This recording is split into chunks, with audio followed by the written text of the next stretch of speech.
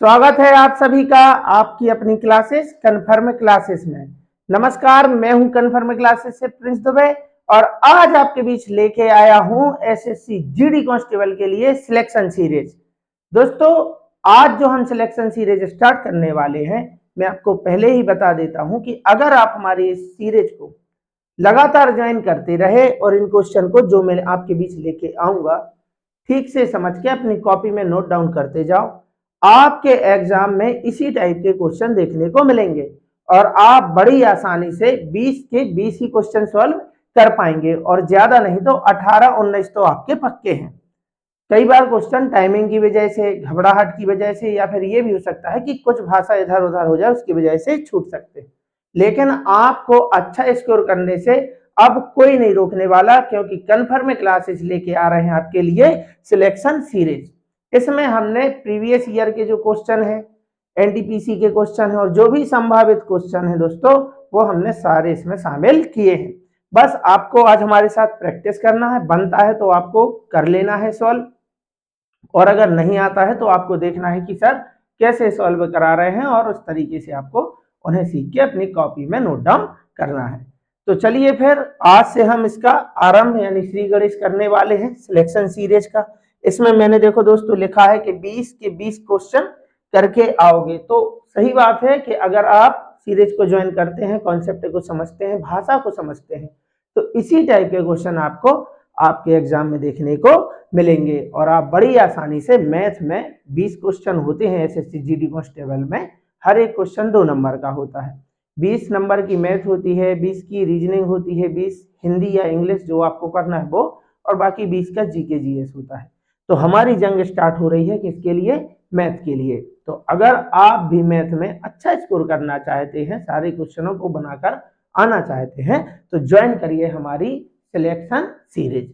चलिए तो फिर देखते हैं कि आज का पहला क्वेश्चन क्या रहने वाला है। पहली 14 पूर्ण संख्याओं का औसत ज्ञात कीजिए।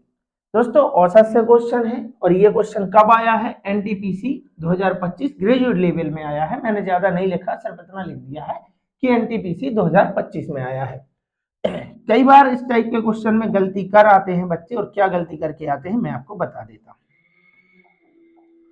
हमसे पूछा है पूर्ण संख्याओं का औसत। तो संख्याएं आप जानते ही होंगे कि संख्याएं, पूर्ण संख्याएं क्या होती है, प्राकृत संख्याएं क्या होती हैं। मैं आपको फिर से रिकॉल करा देता हूं। प्राकृत संख्या या प्राकृतिक संख्या, नेचुरल नंबर, जब गिनती 1 से स्टार्ट होती है, 1 2 3 4 5 से लेके अनंत तक, तो वो होते हैं प्राकृत यानी प्राकृतिक संख्याएं, नेचुरल नंबर। और पूर्ण संख्याओं की अगर हम बात करें तो जब गिनती 0 से चालू हो, 0 1 2 3 4 5 और अनंत तक, जब तक आप लिखना चाहें, गिनती तो रुकने वाली है नहीं। तो उसने पूछा है पहली 14 पूर्ण संख्याओं का औसत। तो दोस्तों, जब आप पहली 14 पूर्ण संख्याएं लिखेंगे तो गिनती स्टार्ट करेंगे आप 0 से, यानी आपकी गिनती जाएगी 13 तक। आपकी गिनती जाएगी 13 तक। कैसे? 0 1 2 3 4 5 6 7 8 9 10 11 12 13। देखो, अब आप इन्हें गिनोगे तो देखो 14 संख्याएं हो गई हैं। बहुत से बच्चे जल्दबाजी में क्या करेंगे कि 14 तक ही गिनती को लिखाएंगे, मतलब 14 तक समझेंगे और जो भी तरीके से वो औसत निकालते हैं और 14 तक का निकाल देंगे, जबकि गिनती जानी है 13 तक। ठीक है, तो जब भी यहाँ पूर्ण संख्या लिखा हो, 14 पूर्ण संख्या, 15 पूर्ण संख्या, कितनी भी बोले, तो 14 तक नहीं जाएगी, क्योंकि पूर्ण संख्या में शामिल हो जाता है 0। गिनती जाएगी उससे ठीक एक पहले तक, यानी कि 13 तक। और अगर हमने औसत पढ़ा है तो हमारा कॉन्सेप्ट ये होता है कि पहली संख्या और आखिरी संख्या दोनों को जोड़ के आपको आधा करना है। कब करना है? जब संख्याएं क्रमागत हो, यानी रेगुलर हो, जब संख्याओं के बीच समान अंतर हो। देखो, संख्याओं के बीच क्या है? समान। जब समान अंतर से कोई सीरीज जा रही हो और उसका आपको औसत निकालना हो, तब क्या करते हैं? पहली संख्या और आखिरी संख्या दोनों को जोड़ के आधा कराते हैं, वही औसत है। यानी 13 और 0 को, 0 और 13 को आप जोड़ोगे तो हो जाएगा 13, और 13 का करना है हमेशा आधा, यानी 2 से भाग कराना है। 2 से क्यों भाग कराना है? क्योंकि आपने 2 संख्या ली है, बात खत्म। 2 से भाग कराओगे 6.5 यानी कि 2 × 6 12 बचा 1 रखा दशमलव, हो गए 10, 2 पंचे 10 यानी 6.5 हमारा औसत है। ठीक है ना? तो ये समझने के लिए हमें टाइम लगा है, बाकी क्वेश्चन को करने में टाइम नहीं लगेगा। 14 पूर्ण संख्या बोला है तो गिनती 13 तक जाएगी।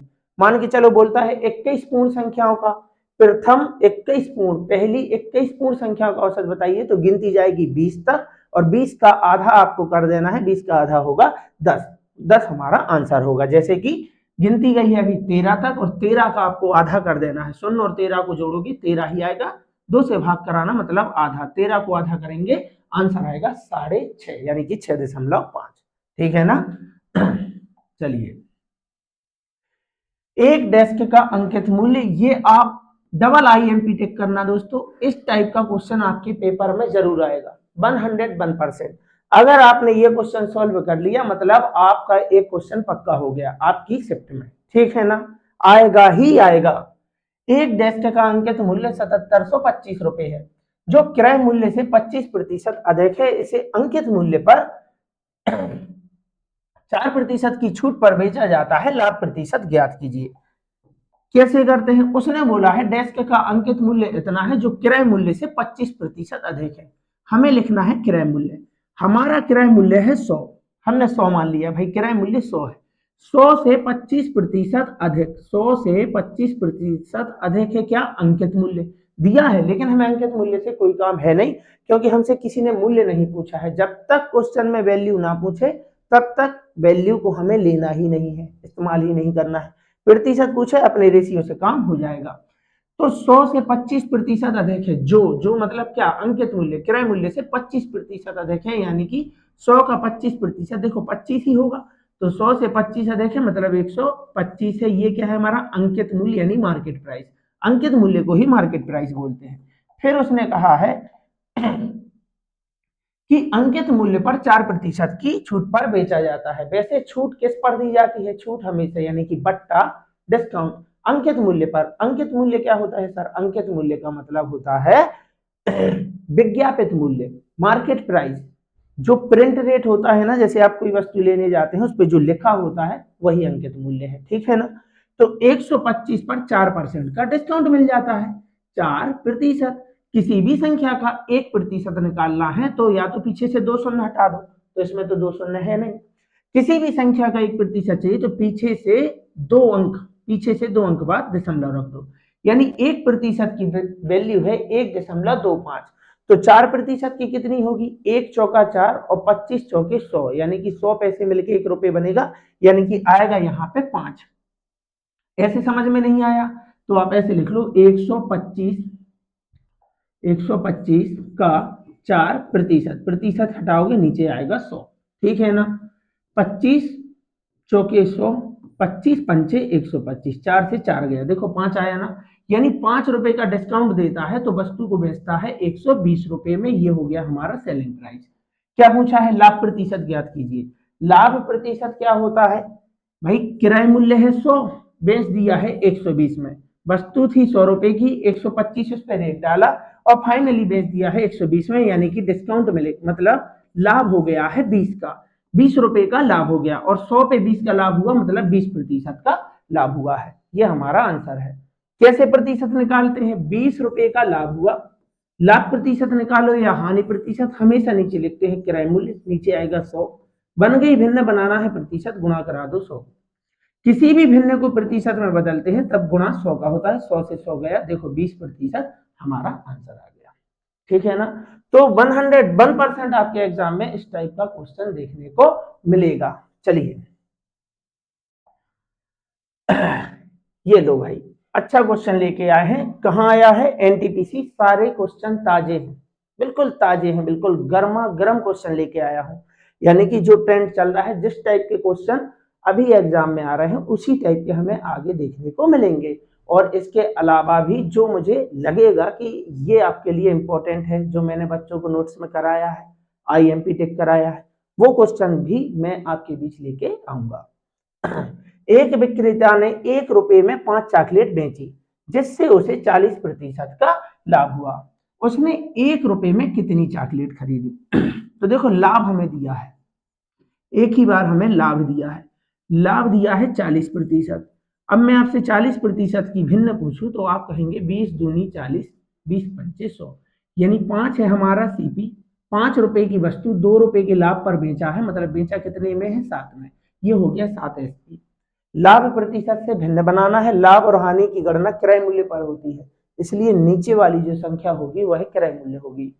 5 की वस्तु 2 के लाभ पर, ये लाभ है इसलिए इसको भी लाभ बोलेंगे, 2 के लाभ पर बेचोगे 7 में बेचोगे, ठीक है ना। तो यहां लिखते हैं कीमत, कीमत यानी कि प्राइस। प्राइस क्या है, 5 से 7, सीपी है 5, एसपी है 7।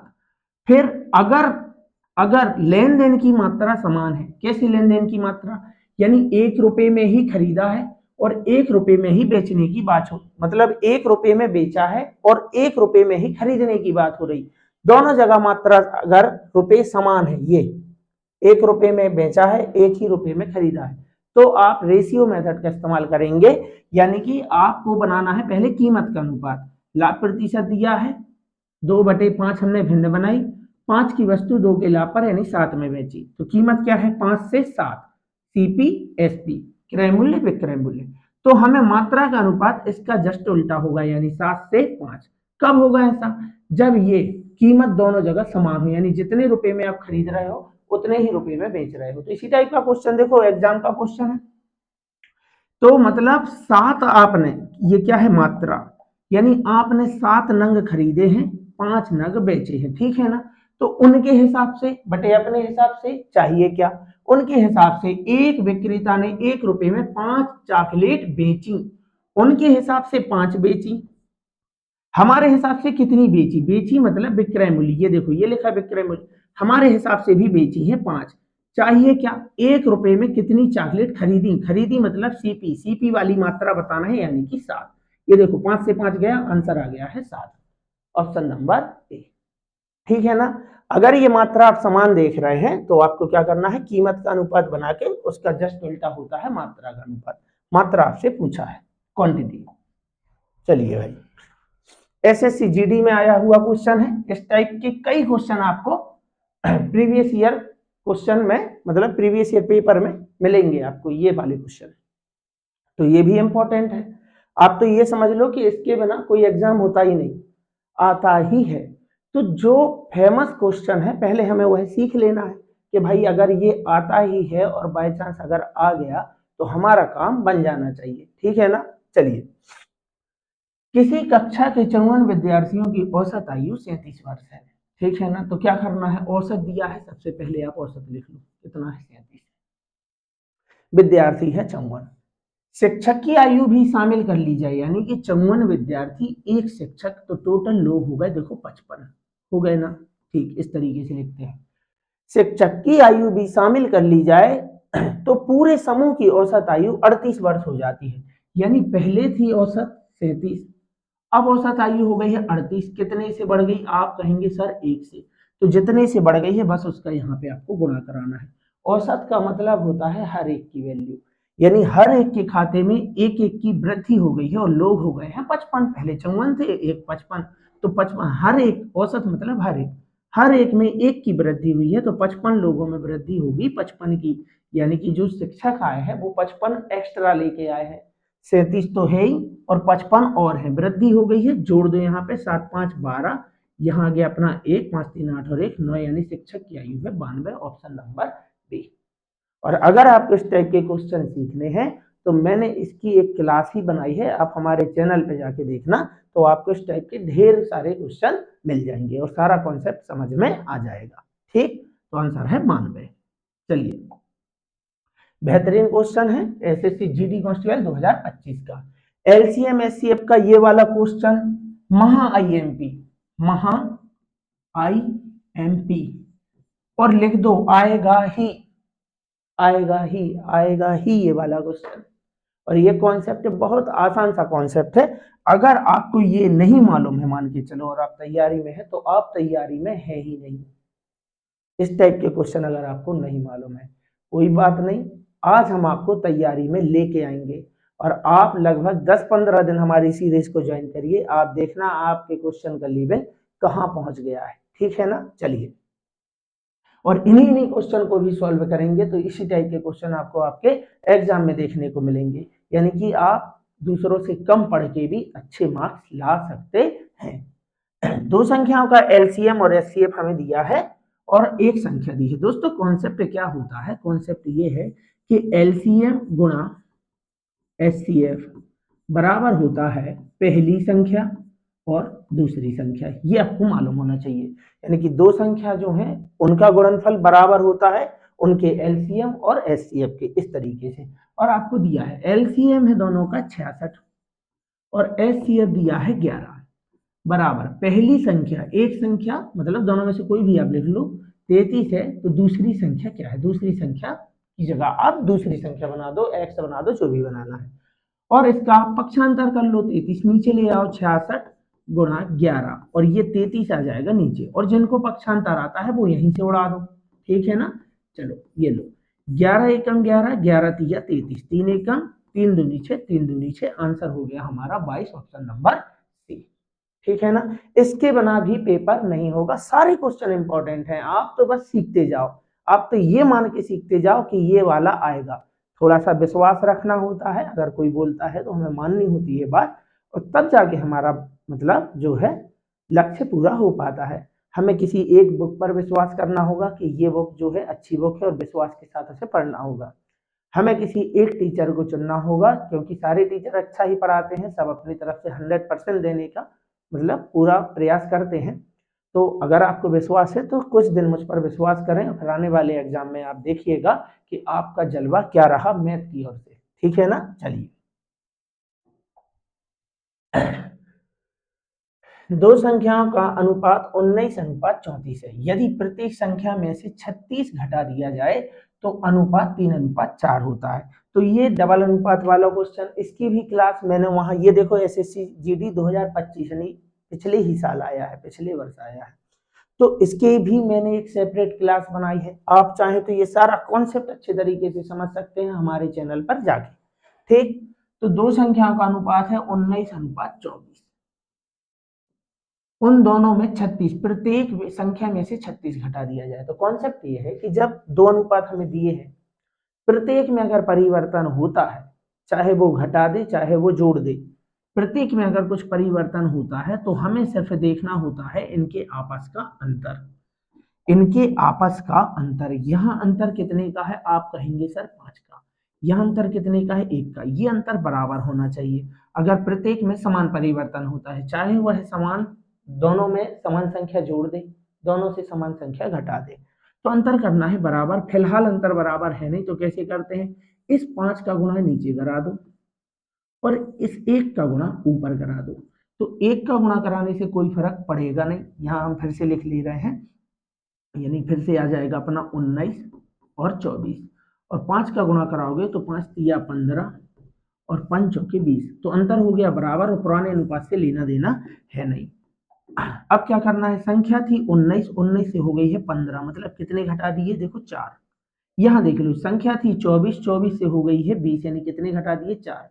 कंडीशन मैच हो गई, उसने कहा प्रत्येक में से 36 घटा दिया जाए, और हमने कहा नहीं भाई, प्रत्येक में से कितना घटाया है, 4। तो उनके हिसाब से बटे अपने हिसाब से चाहिए क्या, उनके हिसाब से हर एक संख्या से 36 घटाया, जबकि हमारे हिसाब से हर एक संख्या से 4 घटाया है। चाहिए क्या है, संख्याओं का योग ज्ञात कीजिए। पुराने अनुपात पे बिल्कुल मत जाना, यहाँ योग ज्ञात कीजिए, हमेशा पहले वाले अनुपात की वैल्यू बताते हैं, यानी ऊपर वाले की। ठीक है ना, जब बात का बोले तभी बताना है। यानी कि 19 और 24 का हमसे पूछा है, तो 24, 23 और 20 हो गया हमारा ये 43, यानी हमें 43 की वैल्यू बताना है। 4 एकम 4 नाम 36, दोनों को जोड़ोगे यहाँ पे 43 आएगा, और 4 नाम 36, 9 तिया 27, यानी लास्ट में 7 होगा, ऑप्शन नंबर डी। पूरा करने की जरूरत नहीं होती, सारे एग्जाम के ऑप्शन है। देखो 9 तिया 27, लास्ट में 7 आएगा, 9 तिया 27, यहाँ आ गया अपना 2, 9 चौके 36, 36 और 2 हो गया देखो 38, यानी 387 हमारा आंसर है। ठीक है ना, चलिए, ये रहा हमारा अगला क्वेश्चन, काफी अच्छा क्वेश्चन है, एसएससी जीडी 2025 में आया हुआ है, कार्य समय का है। रितु और मोना मिलकर एक घर की पेंटिंग को, कौन कौन है भाई, रितु है और मोना है, दोनों मिलकर एक कार्य को कर रहे हैं 18 दिनों में, जबकि रितु अकेले उस काम को कर रही है 27 दिनों में। तो भाई कार्य समय का क्वेश्चन है, आसान सा क्वेश्चन है, हमें लेना है दोनों का एलसीएम। 18 और 27 का एलसीएम हो जाएगा दोस्तों 54। 18 तिया 54 होगा, 27 दूनी 54 होगा। कार्य समय का आसान सा कॉन्सेप्ट है, ये हमारा टोटल वर्क होता है यानी कि कुल कार्य, ये होती है क्षमता, यानी कि रितु और कौन है भाई, रितु और मोना की क्षमता है 3, जबकि रितु अकेली की क्षमता है 2। तो भाई 3 में से ये 2, रितु और मोना की क्षमता 3 है और रितु की क्षमता है 2, 3 में से ये 2 निकाल दोगे तो बचा कितना, 1। ये 1 किसकी क्षमता है, एक क्षमता है मोना की, किसकी क्षमता है, मोना की। और उसने हमसे पूछा है कि मोना अकेले उस पेंटिंग को कितने समय में करेगी, तो कुल कार्य है हमारा 54 और कराना है 1 से, तो 1 से भाग कराओगे तो देखो यहाँ आएगा 54, यानी ऑप्शन नंबर डी है। तो आसान से क्वेश्चन भी कई बार एग्जाम में आ जाते हैं, उसी टाइप का ये था हमारा कार्य समय का। चलिए, यदि किसी कैमरे का क्रय मूल्य उसके विक्रय मूल्य का 75% है तो लाभ प्रतिशत ज्ञात कीजिए। देखो आप देख पा रहे होंगे कि लाभ हानि के हमने कितने क्वेश्चन कर लिए, तीसरा क्वेश्चन है लाभ हानि से, है ना। तो किसी वस्तु का क्रय मूल्य विक्रय मूल्य से, यानी कि किससे, विक्रय मूल्य से, क्रय मूल्य का बता रहे हैं, क्रय मूल्य, क्रय मूल्य को बोलते हैं कॉस्ट प्राइस, यानी आप लिख सकते हो सीपी, और ये है हमारा देखो विक्रय मूल्य। तो उसने बताया है कि किसी भी वस्तु का जो कैमरे का क्रय मूल्य है, किसका, विक्रय मूल्य का, यानी विक्रय मूल्य अगर 100 है तो 100 का 75% है क्रय मूल्य। बात समझे ना। आपको इसे और काटना है आप काट सकते हैं, चाहे तो भिन्न बना के कर सकते हैं, लेकिन अगर प्रतिशत पूर्णांक में है डायरेक्ट कर लीजिए, बिल्कुल मत सोचिए, काटना आपको है ही। यानी कि 75 है क्रय मूल्य, 100 है विक्रय मूल्य। बात समझे ना, इस बात को अच्छे से आपको पढ़ना आना चाहिए। क्रय मूल्य उसके विक्रय मूल्य का, जिसका बोलता है बात उसके आधार पर होती है, यानी अगर विक्रय मूल्य 100 है तो 100 का 75% क्रय मूल्य है, तो 100 का 75% 75 होगा। ठीक, तो उसने पूछा है लाभ प्रतिशत, यानी 75 क्रय मूल्य है, 100 विक्रय मूल्य है, यानी 75 की वस्तु 100 में बेची गई है, जितने में बेचते हैं वो विक्रय मूल्य होता है।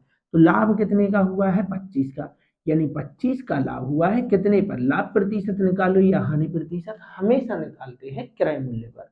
किस पर निकालते हैं, क्रय मूल्य पर। 25 एकम 25, 25 तिया 75 और 1/3 का मतलब होता है 33 सही 1/3%।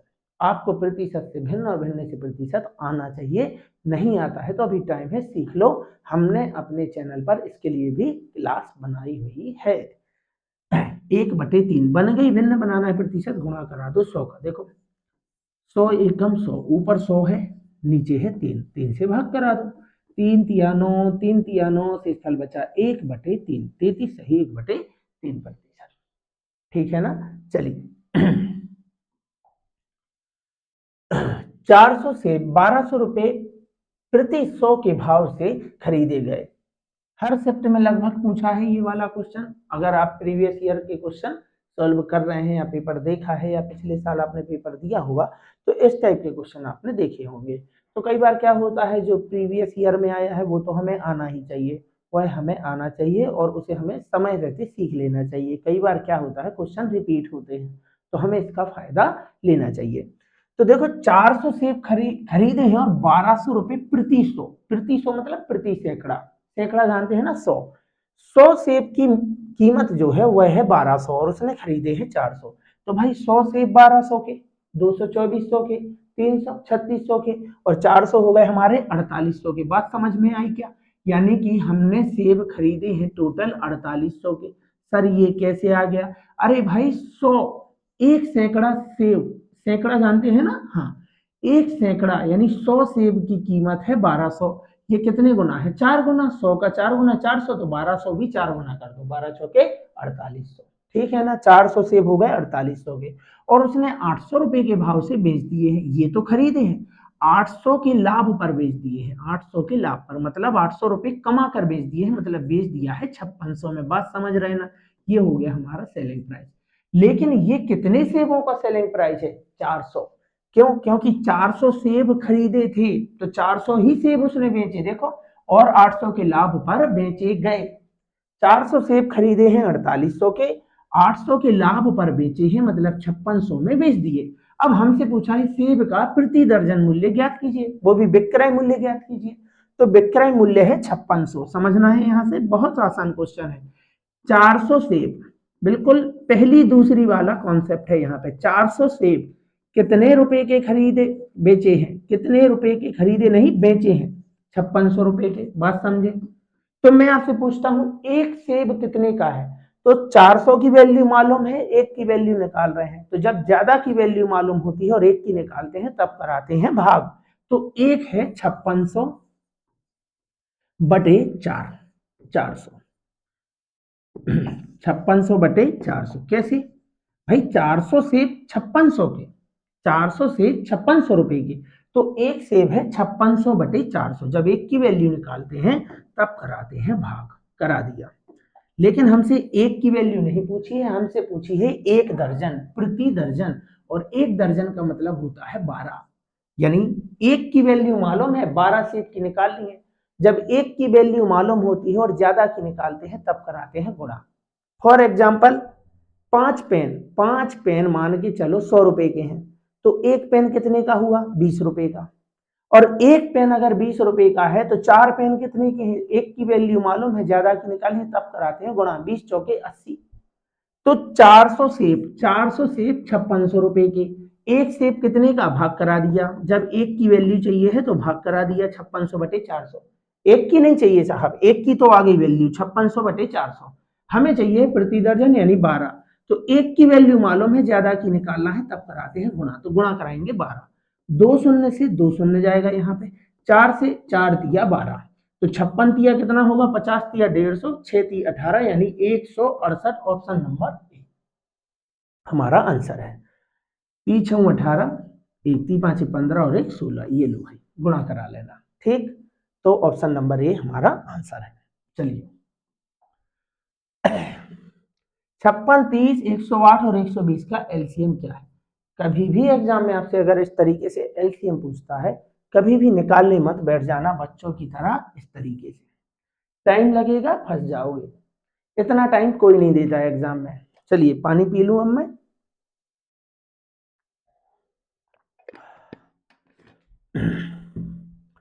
देखो भाई इस तरीके से बिल्कुल भी नहीं करना है, पहले हमें समझ लेना है एलसीएम क्या होता है। एलसीएम लीस्ट कॉमन मल्टीपल, ठीक है ना, यानी मल्टीपल मतलब गुणज, गुणज मतलब पहाड़ा, गुणज मतलब पहाड़ा, 5 का गुणज 5 का पहाड़ा लिख दो, 10 का गुणज 10 का पहाड़ा, दुनिया जैसे दुनिया बोलते हैं लिख दो। तो भाई एलसीएम क्या होता है, एलसीएम मतलब जैसे मैंने बोला आपसे 4 का और 6 का एलसीएम चाहिए, तो भाई आप 4 का गुणज और 6 का गुणज लिख दो, और जो भी दोनों में कॉमन है और छोटा है वो इसका एलसीएम होगा। यानी कि 4 और 6 ऐसी संख्या बताओ जो 4 के पहाड़े में आती हो और 6 के पहाड़े में आती हो और दोनों के पहाड़े में आती हो और सबसे छोटी हो। आप कहेंगे सर 12, यानी कि 4 से भी कटता है 6 से भी कटता है, यानी एलसीएम वह संख्या होती है जो इनसे कटेगी, इनका एलसीएम इनसे कटना चाहिए। और जब इनसे कट रही है तो इनके गुणनखंडों से भी कटेगी, ये होती है पापा संख्या, पापा। जब पापा संख्या से कट रही है तो इनके बच्चों से भी कटेगी, यानी जिन संख्याओं से ये कट रहे हैं उनसे ये भी कटना चाहिए। जिनका आप एलसीएम निकाल रहे हो, आप एलसीएम निकाल रहे हो 56, 30, 108 और 120 का, इनका एलसीएम इनसे कटेगा। एलसीएम क्या होता है, एलसीएम लीस्ट कॉमन मल्टीपल यानी गुणज, इनका गुणज इनसे कटेगा। जैसे 4 का गुणज 4 से कटेगा ना, यानी 4 के पहाड़े में क्या आता है, जैसे 12 आता है तो 12 को 4 से कटना पड़ेगा, ऐसे ही तो इनका एलसीएम जो है इनसे कटेगा। तो जब इनसे कट रहा है तो इनके बच्चों से भी कटेगा, यानी कि इनसे जो छोटी संख्या है जो इनको काट रही है वो इनके एलसीएम को भी काटेंगे। अब ऑप्शन से कैसे करते हैं आज हम सीखने वाले हैं। जैसे कि हमने क्वेश्चन को देखा, हमारे क्वेश्चन में जो संख्या है उसमें लास्ट में क्या है, 0। अगर यहाँ 0 है, यहाँ 0 है, मतलब ये संख्या 10 से कट रही है, क्योंकि 10 की विभाजिता का नियम होता है इकाई अंक पर शून्य होना चाहिए। जब ये संख्या 10 से कट रही है तो इनका एलसीएम भी 10 से कटना चाहिए, और 10 से वे संख्याएं कटती हैं जिनके लास्ट में शून्य है। तो क्या इसमें लास्ट में शून्य है, तो ये आंसर नहीं होगा, ये आंसर नहीं होगा, या तो आंसर ये होगा या ये होगा, मतलब या तो पहला है या तो लास्ट है। तो 10 की विभाजिता से ये मालूम चल गया। फिर ये संख्या और किससे कट रही है, जैसे मान के चलो 12, 12 किससे कटता है, देखो 3 से कटता है ना, 3 चौके 12, भाई लिखा है ना वहां पे 12, तो 12 120 लिखा है, 120 मतलब 12 गुणा 10, और 12 किससे कट रहा है, 120 का गुणनखंड है 3, क्या 3 120 को काटता है, हाँ, तो इसके एलसीएम को भी काटेगा, यानी हमारा आंसर 3 से कटना चाहिए, और 3 की विभाजिता का नियम है अंकों का योगफल 3 से कटना चाहिए, अंकों का योगफल 3 से कटना चाहिए, और अंकों के योगफल में 9 को शामिल नहीं करना है, अंकों के योगफल में 9 का काम नहीं होता है, ठीक है ना। चलिए, तो क्या ये अंकों का योगफल 3 से कट रहा है, 7 5 12, 12 और 6 18, ये तो कट रहा है, ये कट रहा है, 7 और 6 13, 13 और 6 19, 19 19, क्या 19 3 के पहाड़े में आता है, आप कहेंगे बिल्कुल नहीं आता है सर, तो हमारा आंसर है 7560। बात समझे ना आप, कहाँ आया है, एसएससी जीडी कांस्टेबल 2025 में। अब इस तरीके से अगर आप एलसीएम निकालोगे वहां तो टाइम लगेगा, संख्या देख रहे हैं ना आप, तो आंसर है 7560। कैसे किया, विभाजिता के नियम से, यहां शून्य है अगर, तो आपके आंसर में भी शून्य होना चाहिए, यहां नहीं है, यहां नहीं है, यानी लास्ट में शून्य चाहिए। अब 30, 30 किससे कटता है, देखो ना 3 से कटता है ना, 3 धाम 30, अगर 3 से ये 30 कटता है तो इनका एलसीएम भी 3 से कटेगा, और 3 से कौन सी संख्याएं कटती है, जिनके अंकों का योगफल 3 से कटता है, 7 और 5 12, 12 6 18, क्या 18 3 से कटता है, हाँ कटता है, तो ये आंसर है। इसको देख लो, 7 और 6 13 6 19, 19 कटता है, 3 से नहीं कटता, इसलिए वो कैंसिल हो गया। तो विभाजिता के नियम से करते हैं, एलसीएम वाले क्वेश्चन करते हैं विभाजिता के नियम से। चलिए ये वाला क्वेश्चन आपने लगभग हर शिफ्ट में देखा होगा, 3 क्रमागत महीनों में ईंधन के मूल्य में क्रमशः 40%, 10%, 50% की कमी होती है। क्रमागत, क्रमागत तरीके का कोई भी क्वेश्चन आए तो आपको करना कैसे है, ये मैं आपको सिखा रहा हूँ। हर प्रतिशत की आपको भिन्न बनाना है, जैसे 40% की भिन्न होती है 2/5, यानी क्या हो रही है, देखो कमी, यानी कि 5 रुपए की वस्तु पर 2 की कमी हो गई, यानी 5 की वस्तु 2 की कम कर दो तो बची है 3 की। फिर 10%, 10% की भिन्न होती है 1/10, 10 की वस्तु पर 1 रुपए की कमी हो गई, मतलब 9 की बची है। फिर 50% की कमी होती है, 50% का मतलब होता है 1/2, 2 की वस्तु पर 1 की कमी हो गई। फिर क्या होता है, लेकिन चौथे महीने, 1 महीने का, 2 महीने का, 3 महीने का, क्रमागत तरीके से अगर कोई परिवर्तन होता है, चाहे बढ़ जाए या घट जाए, इस तरीके से आपको लिख लेना है, बिल्कुल क्रम से।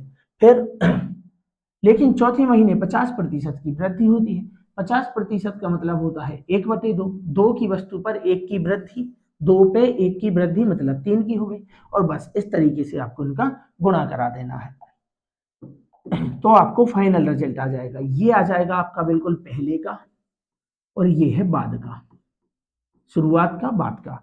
तो फिर कैसे, 2 दूनी 4, 4 पंचे 20, धाम यहाँ हो गया देखो 200, क्रमागत से लिखना है और गुणा कराना है, ठीक।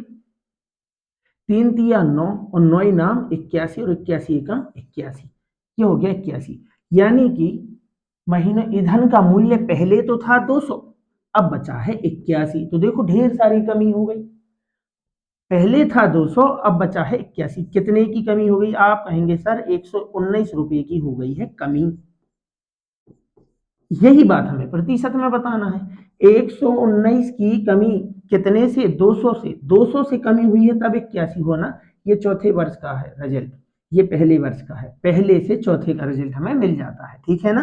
तो यहाँ 200 से कमी हुई, बन गई भिन्न, बनाना है प्रतिशत, गुणा करा 200 का, 2 शून्य से 2 शून्य गया, 2 से 2 पंचे 10, बचा 1 हो गया 19, 2 ही नाम 18, बचा 1 हो गया, दशमलव रख दिया, हो गया 10, 2 पंचे 10, यानी 59.5% की कमी, यहां देख लेना है कमी, ठीक है ना, तो ये हमारा आंसर है, ठीक। चलिए 153, 117 और 405 का महत्तम समापवर्तक ज्ञात कीजिए। मैंने आपको एलसीएम बताया, एलसीएम, एलसीएम मतलब जो संख्या कट जाए, जो संख्या आके कट जाए, एलसीएम कटता है, जिनका आप एलसीएम निकालते हो उनसे कटता है, जैसे आपने 4, 6 और 8 का एलसीएम निकाला तो आपने बोला कि सर 24 है, तो ये 24 देखो 4 से भी कटेगा, 6 से भी कटेगा, 8 से भी। ये होता है एलसीएम।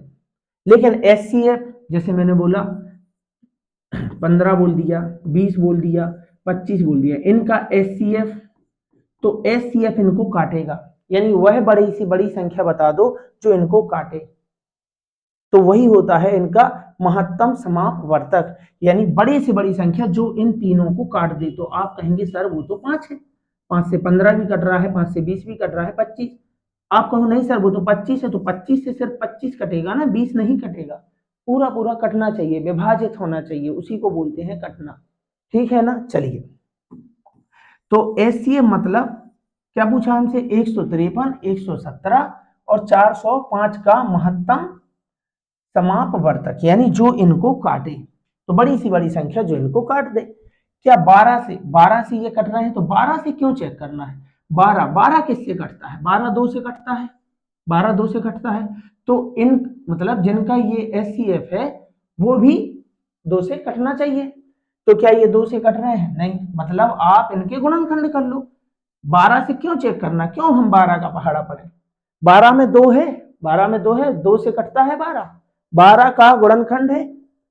एचसीएफ चाहिए, समझो बात को, एचसीएफ मतलब वह बड़ी से बड़ी संख्या बता दो आप जो इन तीनों को काट दे।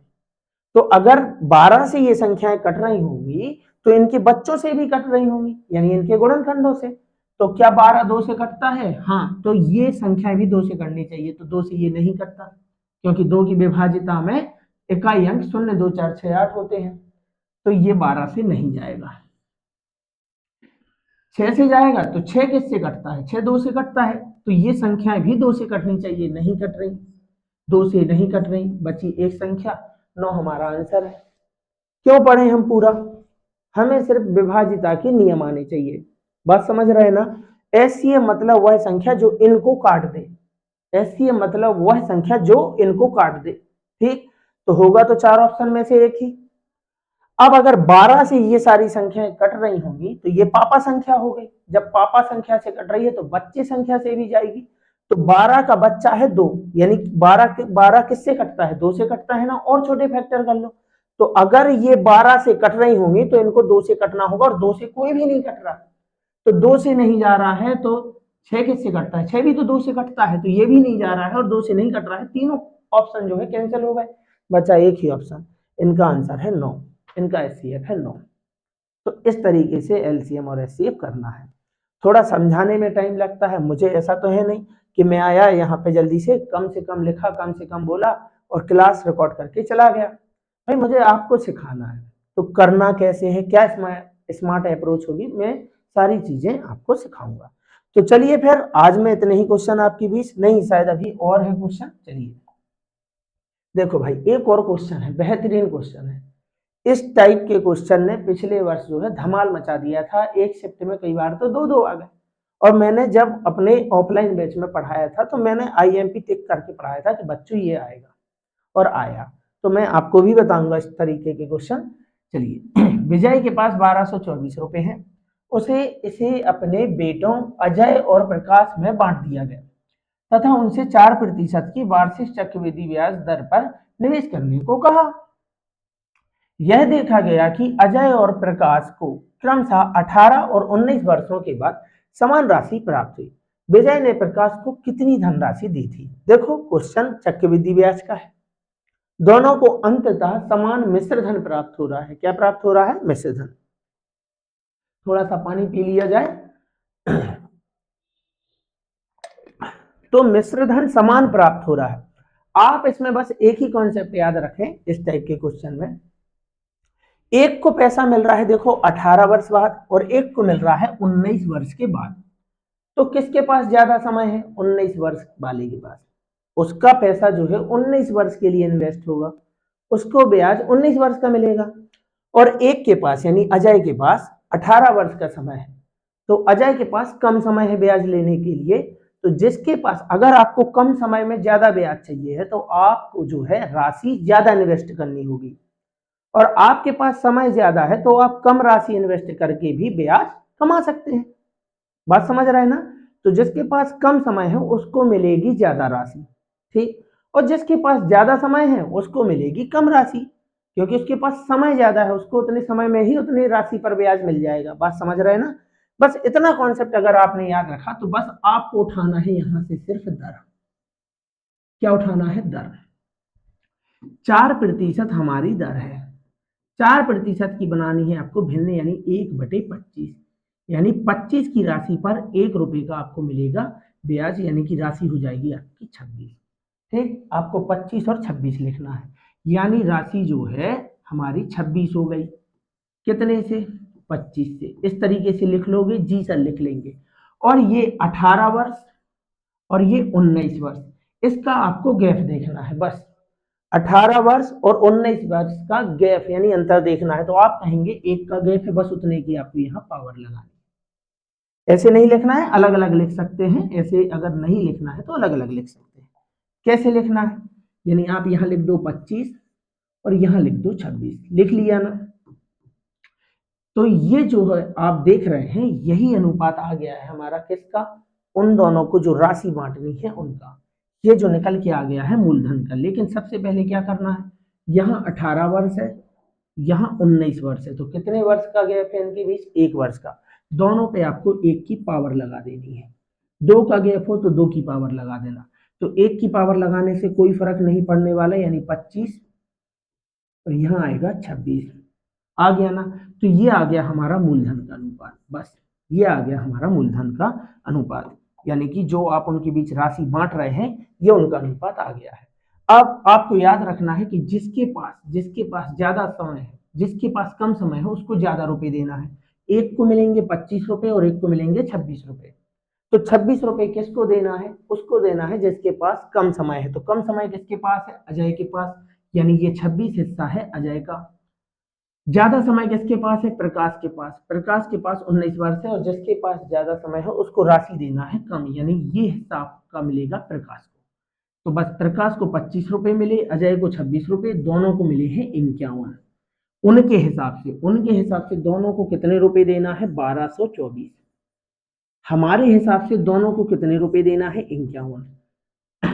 विजय ने प्रकाश को कितनी राशि दी? प्रकाश का हिस्सा पूछा है, यानी 25 बताना है, यहाँ गुणा करा देना है 25 का। 51 से करना है, 51 एकम 51 दूनी हो गया 102। 122 में से 102 गया तो बचा 20, यानी हो गया 204। 51 चौकी 104। 25 गुणा 24 आप कराएंगे तो 25 25 625।